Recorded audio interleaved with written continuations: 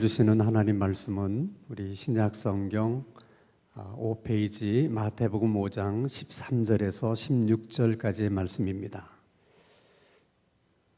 신약 성경 5면에 있는 마태복음 5장 13절에서 16절까지의 말씀을 제가 봉독합니다.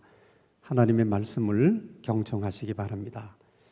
너희는 세상의 소금이니 소금이 만일 그 맛을 잃으면 무엇으로 짜게 하리요? 후에는 아무 쓸데없어 다만 밖에 버려져 사람에게 밟힐 뿐이니라. 너희는 세상의 빛이라.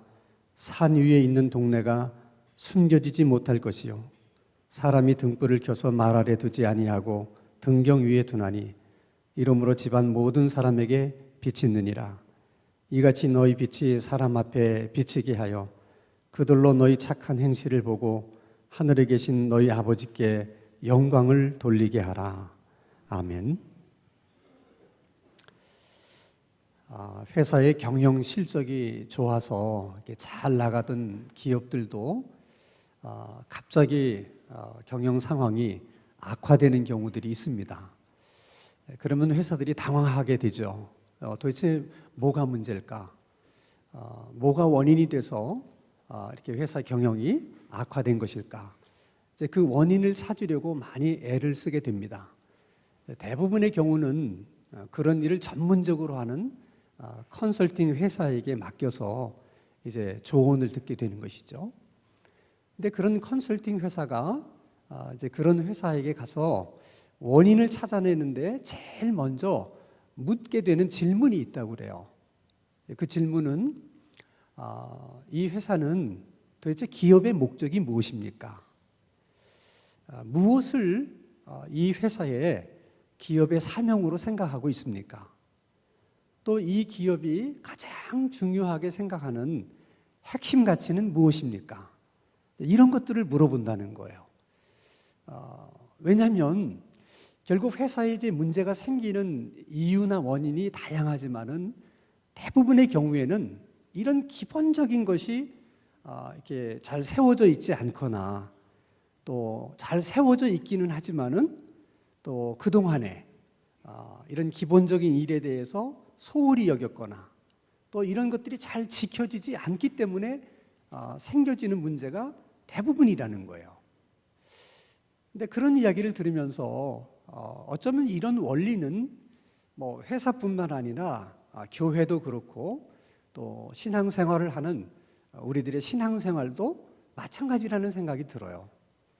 뭔가 신앙생활을 하다가 제대로 뭔가 좀 안 되는 것 같을 때, 그리고 교회에 자꾸 어려운 일들이 생길 때 가장 먼저 우리들이 해야 될 일은 스스로에게 물어보는 거예요. 정말 교회의 사명이 도대체 뭐냐? 그리고 신앙생활을 하는 우리들의 입장에서 정말 가장 중요한 가치, 내가 가장 중요한 가치라고 여기는 신앙생활의 핵심 가치는 뭐냐? 이런 것들을 한 번쯤은 물어봐야 된다는 것입니다. 특별히 오늘 본문의 말씀은 예수님께서 우리들에게 주신 말씀인데 우리들의 사명, 또 우리들의 신앙의 목적, 존재하는 이유에 대해서 말씀하신 것입니다. 한마디로 너희들은 세상의 소금이고 세상의 빛이기 때문에 너희들은 세상에 소금의 역할을 해야 되고 빛의 역할을 해야 된다 하는 말씀이세요.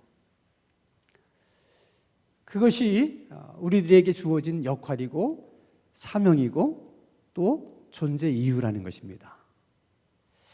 중요한 것은 예수님이 이 말씀을 언제 하셨는가 하는 것도 우리가 좀 눈여겨봐야 될 부분이라고 생각해요. 오늘 본문 말씀을 보면 예수님께서 팔복에 대한 말씀을 다 하시고 그리고 너희는 세상의 소금이니 이 말씀을 하셨습니다. 그래서 이 말씀은 팔복의 말씀을 다 하신 끝에 하신 말씀이기 때문에 그 팔복의 말씀과 연결되는 말씀으로 우리가 이해할 수 있겠습니다. 만약 그렇게 이해를 한다면 누가 소금이고 누가 빛이냐? 그것은 예수님이 말씀하신 그 팔복의 말씀을 정말 사모하고 또 그 말씀을 추구하고 그렇게 살아가려고 하는 사람들이 세상의 소금이고 세상의 빛이다. 그런 말씀인 것이죠. 이걸 또 뒤집어 얘기하면 어떤 사람이 세상의 소금 역할을 할 수 있고 빛의 역할을 할 수 있느냐? 늘 주님께서 우리에게 주시고자 하는 그 8가지 복, 그런 사람이 되려고 늘 애쓰고 기도하고 힘쓰는 사람들만이 그런 소금의 역할, 빛의 역할을 할 수가 있다. 그렇게 이해를 할 수 있습니다. 만약 그게 아니고 예수님이 팔복의 말씀을 하셨는데 제일 마지막에 하신 8번째 복, 의를 위해서 핍박을 받는 자는 복이 있나니 천국이 저희 것이며, 바로 그 말씀 다음에 너희는 세상의 소금이니, 이렇게 말씀을 하셨기 때문에 이 말씀은 팔복 중에서도 마지막 8번째 복에 대한 말씀과 연결이 된 말씀이다. 그렇게 만약에 우리가 이해를 한다면 세상이 너희를 핍박해도 너희는 세상의 소금이다. 너희는 세상의 빛이다. 그런 말씀으로 우리가 이해할 수 있어요. 세상이 너희를 핍박한다고 해서 소금이 밀가루가 되는 법이 없다는 거예요. 또 그렇게 돼서는 안 된다는 것입니다. 아무리 세상이 너희를 핍박해도 너희는 여전히 소금이고 너희는 여전히 빛이다. 그걸 잊어서는 안 된다는 말씀입니다. 자, 그러면 우리가 어떻게 하는 것이 소금의 역할을 다하는 것이고 빛의 역할을 다하는 것일까? 사실 소금의 기능이라고 하는 것이 한두 가지가 아니기 때문에 소금의 역할은 이런 것입니다. 이렇게 한두 가지로 정의하는 것은 쉽지가 않아요. 자, 우선 우리가 소금의 기능을 생각하면 제일 먼저 머리에 떠오르는 게 뭐냐면 음식의 맛을 내는 기능이 있고 또 음식을 오랜 동안 보존하는 기능이 있습니다. 아마 예수님으로부터 이 말씀을 들었던 2000년 전의 유태인들도 아마 그런 생각에 있어서는 우리와 별반 다르지 않을 거라는 생각을 해요. 왜 그런 생각을 하게 되느냐 하면은 여러분 욥기 6장 6절 말씀을 한번 보겠습니다. 한번 같이 읽어볼까요? 시작. 싱거운 것이 소금 없이 먹히겠느냐? 달게 알 흰 자위가 맛이 있겠느냐? 이 말은 뭐예요?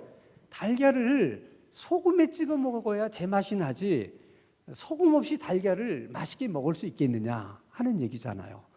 그러니까 벌써 욥기가 기록될 그 당시에도 사람들은 음식의 맛을 내기 위해서는 소금이 필요하다 하는 걸 다 알고 있었다는 거잖아요. 그러니까 소금의 기능에는 이렇게 맛을 내는 기능도 있고 음식물을 오래 보존하는 기능도 있습니다. 그런데 우리들은 알지 못했지만 유태인들만이 알고 있는 또 다른 소금의 기능들이 있어요. 성경에 보면 이 소금은 뭔가를 정결케 하는 데도 사용이 됐고요. 하나님 앞에 드려지는 제물 가운데도 소금이 사용이 되었고, 특별히 어떤 사람과 언약을 맺을 때 소금이 사용이 됐습니다. 자, 예를 들어서 민수기 18장 19절 말씀을 보면 이스라엘 자손이 여호와께 거제로 드리는 모든 성물은 내가 영구한 몫의 음식으로 너와 내 자녀에게 주노니 이는 여호와 앞에 너와 내 후손에게 영원한 무슨 언약? 소금 언약이니라. 이렇게 말씀하십니다. 자, 역대하 13장 5절 말씀에도 보면 이스라엘 하나님 여호와께서 무슨 언약으로? 소금 언약으로 이스라엘 나라를 영원히 다윗과 그의 자손에게 주신 것을 너희가 알 것이 아니냐. 왜 사람들은 언약을 맺을 때 소금을 사용했을까? 그 당시 사람들의 생각에는 물질 가운데 잘 변하지 않는 것이 소금이라고 생각을 했어요. 사실 소금은 건조한 곳에만 보관을 하면 뭐 1년 돼도 2년이 되든 변함이 없잖아요. 그래서 소금을 가지고 약속을 하는 것은 변하지 않는다고 하는 의미가 있는 것이죠. 그래서 유태인들은 평소에도 소금을 가지고 다닌다고 그래요. 그러다가 예를 들어서 어떤 사람과 무슨 언약을 맺을 일이 생기면 서로 소금을 꺼내가지고 소금을 반 젖씩 섞는데요. 그래서 조금씩 컵에다 넣어서 그걸 마시고 나머지 소금은 반절씩 나누어 가진답니다. 그래서 만약에 약속을 어길 경우에는 자기 소금을 찾아가야 되는데 이거 섞어놨기 때문에 자기 소금을 찾아갈 수가 없는 거예요. 그 말인즉슨 한번 언약을 맺으면 어떻게 해야 된다? 꼭 지켜야 된다는 거예요. 그래서 소금의 역할 중에 하나가 뭐냐? 약속은 꼭 지켜야 되는 것인데 그 약속을 꼭 지키기 위해서 필요한 것이 성실성, 진실성, 정직함이에요. 그게 소금의 역할이에요. 자, 소금에는 이렇게 맛을 내는 기능도 있고 또 뭐 음식을 오래 보존하는 기능도 있고 또 뭐 약속을 하는 기능도 있기 때문에 어디에 어떻게 쓰여지느냐에 따라서 그 역할이 다를 수밖에 없죠. 그런데 오늘 우리 사회에 있어서 가장 필요한 소금의 역할이 있다고 하면 그것은 아마도 정직함과 진실성이라고 생각해요. 그러니까 이 시대에 가장 필요한 소금의 역할이에요.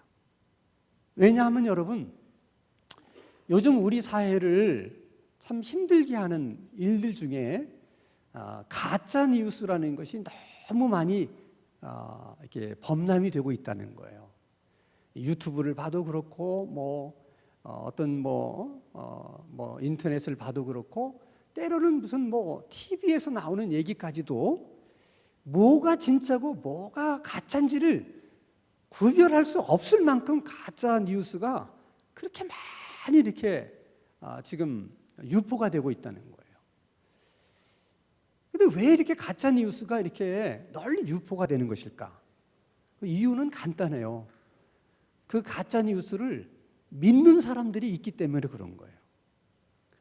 만약에 가짜 뉴스를 아무도 믿지 않으면 그 가짜 뉴스가 퍼질 수 있겠어요, 없겠어요? 없습니다. 아무리 누가 유튜브에 올렸다 하더라도 하루 이틀이면 내릴 수밖에 없어요. 왜? 아무도 안 믿으니까. 근데 문제는 믿는 사람들이 있다는 거예요. 그럼 어떤 사람들이 그 가짜 뉴스를 믿는가? 되게 크게 보면 두 종류의 사람인데 한 부류의 사람들은 이 정확한 정보를 이제 가지지 못해서 무엇이 가짜고 진짜인지를 구별하지 못해서 그냥 믿는 경우가 있어요. 그럼 어쩔 수 없는 거죠. 정보를 다양하게 자기가 입수하지를 못했기 때문에 그런 생각으로 그냥 믿을 수 있어요.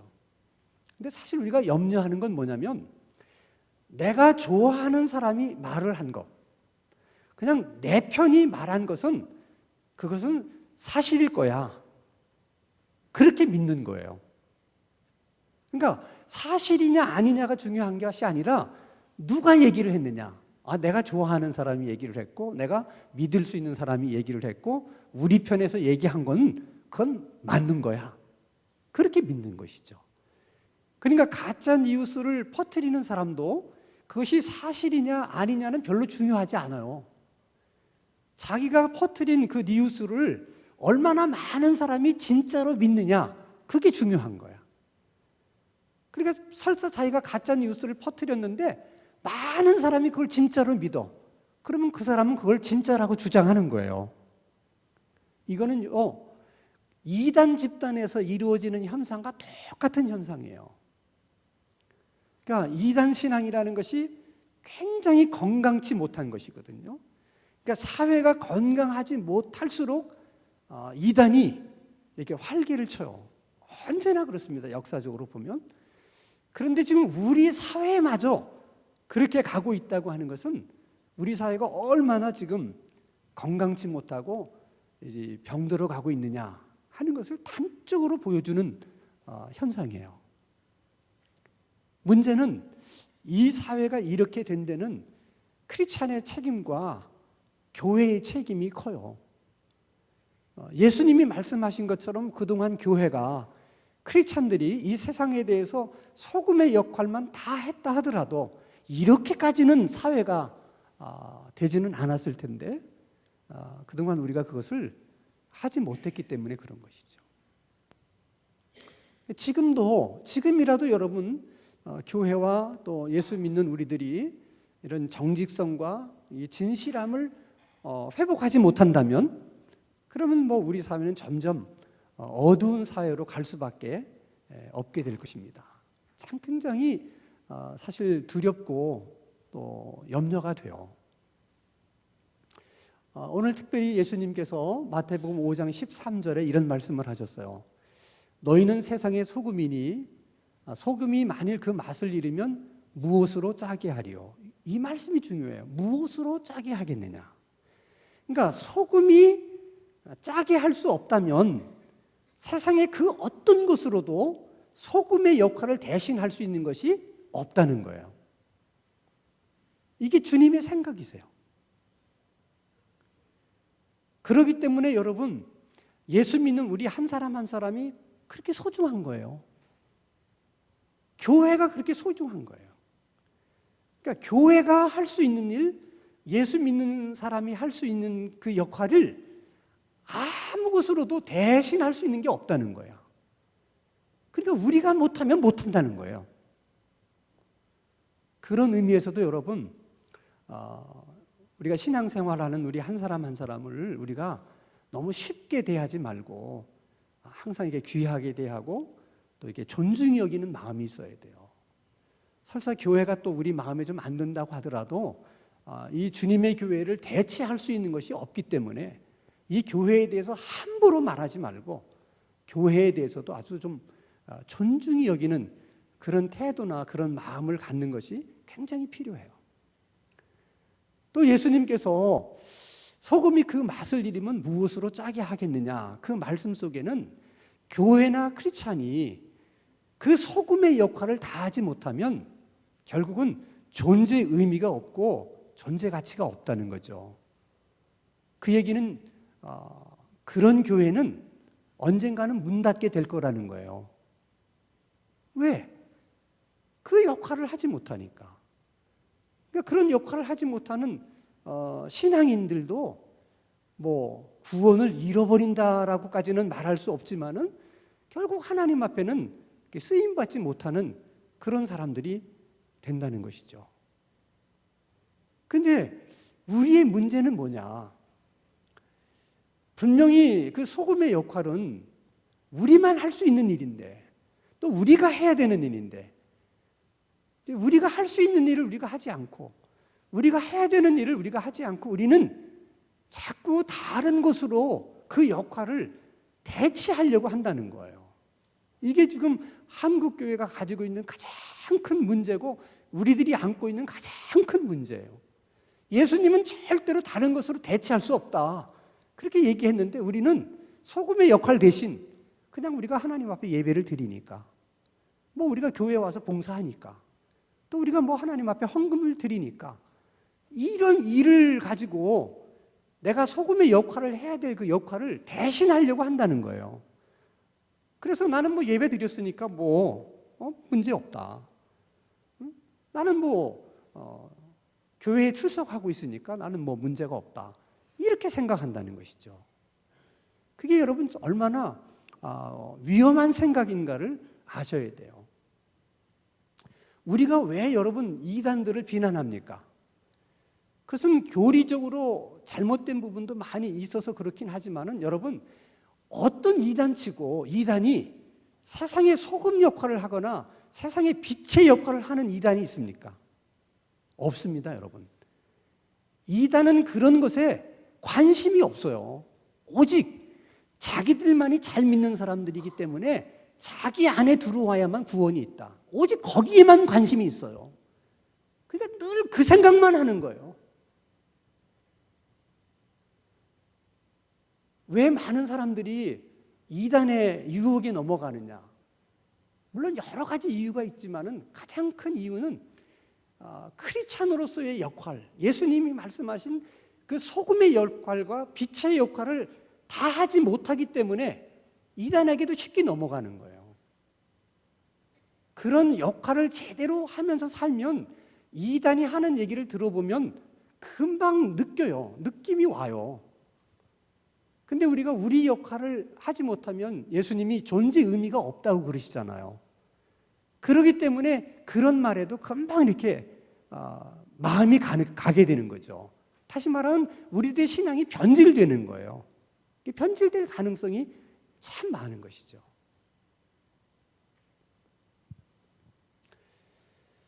그리고 예수님은 우리들에게 너희는 또 세상의 빛이라 이렇게 말씀을 하십니다. 빛의 역할이라는 건 간단한 거예요. 비추는 거죠. 그래서 어두운 곳을 밝게 하는 것이 빛입니다. 그래서 빛은 절대로 스스로 숨어서는 안 돼요. 빛은 비추는 것이 역할이기 때문에 빛이 숨으려고 한다든지 자신을 감추려고 해서는 안 된다는 거예요. 그래서 예수님이 이렇게 말씀하십니다. 마태복음 5장 14절과 15절 보면 너희는 세상의 빛이라 산 위에 있는 동네가 숨겨지지 못할 것이요. 그러니까 산 위에 있는 동네는 누구에게나 잘 보이잖아요. 어쩔 수가 없는 거예요. 그게 바로 우리들의 신분이라는 거예요. 또 등을 켜면 말 안에 두지 않고 높은 등경 위에 두는 것도 빛을 비추기 위해서 그렇다는 것이죠. 그러면 이 빛의 역할이라고 하는 것은 뭐냐? 이것은 그냥 우리들이 뭐 구제한다든지 남을 도와주는 그런 선행 정도가 아니라 여기서 말하는 빛이라고 하는 것은 복음을 이야기하는 것이고 예수님을 이야기하는 것이고 하나님을 이야기하는 거예요. 그러니까 우리가 하나님의 나라를 다른 사람들에게 드러내고 또 세상에게 복음을 드러내고 이런 것이 우리의 역할이라는 거예요. 이것은 교회가 아니면 대신 할 수 있는 세상의 기관이 없다는 거죠. 우리가 안 하면 못하는 거예요. 그래서 이것을 얼마나 하나님이 중요하게 생각하시는가. 마태복음 5장 16절 말씀을 보면 이같이 너희 빛이 사람 앞에 비치게 하여 하는 것은 너희들을 통해서 복음이 드러나고 너희들을 통해서 세상 사람들에게 주님이 드러나고 너희들을 통해서 하나님이 나타나게 하라는 거죠. 그러면 그들이 너희 착한 행실을 보고 지금 하나님은 세상에서 가장 선하고 착한 일이 뭐냐? 주님을 드러내는 일이라는 거예요. 그러니까 우리가 생각하는 구제나 선행을 넘어서서 가장 우리가 할 수 있는 선한 일, 그건 빛으로서 주님을 드러내는 일이라는 거예요. 그러면서 예수님이 뭐라고 말씀하시냐면 그렇게 해서 너희 아버지께 영광을 돌리게 하라. 이렇게 해서 하나님께 영광을 돌려라. 이런 말씀이 성경에 많이 나오지 않아요. 그러니까 그만큼 하나님은 우리 믿는 사람들이 그리고 교회가 소금의 역할과 빛의 역할을 하기를 원하시는 거예요. 하나님이 그렇게 원하시는 일이기 때문에 그 일을 하는 사람이나 그 일을 하는 교회는 그 어떤 존재도 해할 수가 없는 거예요. 그런 사람은 반드시 하나님이 지키시고 그런 교회는 항상 하나님이 보호하시는 거예요. 하나님이 그처럼 그 영광을 받기를 원하시기 때문에 그 사람 가운데 하나님이 늘 함께 하시고 또 그런 일을 할 수 있도록 그 역할을 하기 위해서 필요한 것이라면 하나님이 뭐든지 다 주시는 거죠. 그래서 교회가 결심하고 이런 역할을 우리는 하겠다 이렇게 마음만 먹고 나가면 사실 세상에 두려울 것이 하나도 없고 거칠 것이 하나도 없어요. 예수 믿는 우리도 그렇게 마음에 결심하고 그렇게 살기로 여러분들이 결정을 내리시면 사실 사는데 두려움도 거칠 것도 없습니다. 그래서 유다서 24절, 25절 말씀을 보면 너무나 귀한 축복을 주시는데 한번 우리가 따라서 합시다. 시작. 능히 너희를 보호하사 거침이 없게 하시고 너희로 그 영광 앞에 흠이 없이 기쁨으로 서게 하시리. 곧 우리 구주 홀로 하나님이신 하나님께 우리 주 예수 그리스도로 말미암아 영광과 위엄과 권력과 권세가 영원 전부터 이제와 영원토록 있을지어다. 아멘. 이런 복을 주신다는 거예요.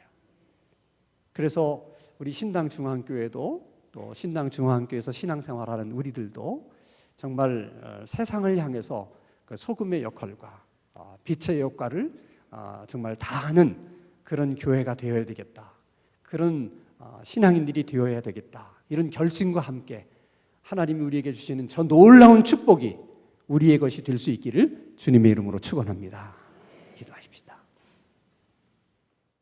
거룩하신 아버지 하나님, 우리 자신들만을 위한 삶, 우리 교회만을 위하는 일이 되지 않게 해주시고 세상과 이웃에게 소금과 빛의 역할을 다할 수 있는 우리들의 삶이 되게 해주시고 그런 교회가 되게 하여 주옵소서.